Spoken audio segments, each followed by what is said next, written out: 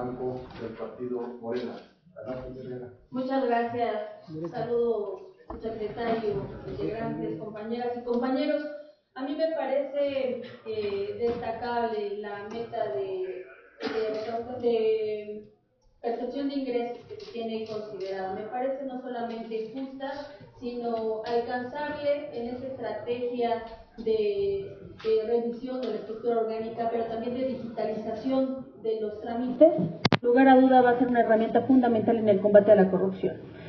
Destaco la estrategia y el enfoque de política social y económica que inició en el gobierno del presidente Andrés Manuel López Obrador, donde se buscó reforzar las estrategias en función de la soberanía alimentaria del país, la soberanía energética y la soberanía de los proyectos estratégicos.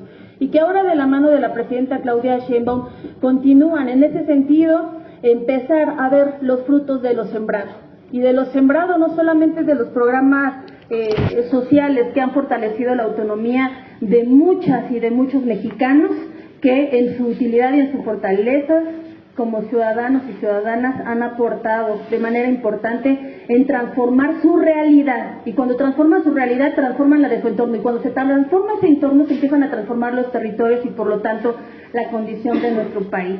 Entonces lo destaco porque es importante entender por qué no se utilizó recurso privado o se no se adquirió deuda para los proyectos estratégicos. Porque la estrategia era romper con esa dependencia que causó el modelo neoliberal y que impidió que pudiéramos fortalecer nuestras autonomías.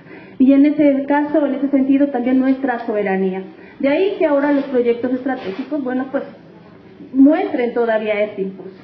Yo tengo algunas preguntas, subsecretario, también en esta estrategia de fortalecimiento, porque el modelo de participación que inicia con el presidente y que va a continuar con la presidenta Claudia Sheinbaum busca también el desarrollo de abajo hacia arriba, es decir, aprovechar el poder de los gobiernos locales. Y el poder de los gobiernos locales tenemos que verlo desde su autonomía o el fortalecimiento de sus autonomías. Esto es como el combate a la violencia contra las mujeres. No se puede combatir si no se garantiza la autonomía económica de ellas, la independencia económica para poder romper con dependencias emocionales. Y de igual manera con los municipios, dejar de verles como subordinados.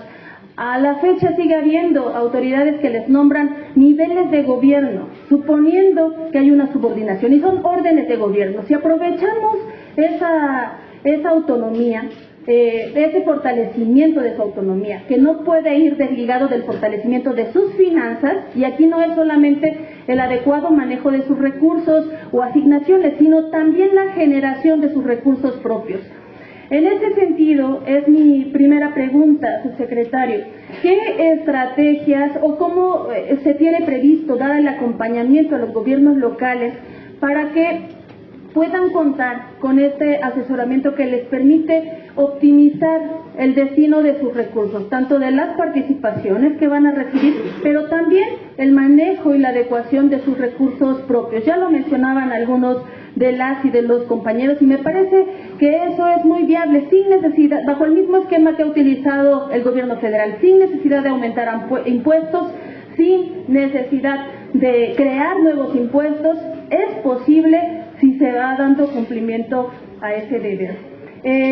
Otra pregunta que quisiera hacer, que tiene que ver también con esta aprobación que hicimos por unanimidad en relación a que el salario mínimo tenga un aumento que esté siempre por arriba de la inflación. Aquí me gustaría saber y conocer cómo funcionará el mecanismo que nos permita vigilar, por un lado, la inflación y por el otro lado el control del aumento de los precios, es decir, para mantener esa estabilidad, porque al final este proceso en beneficio de todas y de todos los trabajadores, bueno, va acompañado de esta otra estrategia.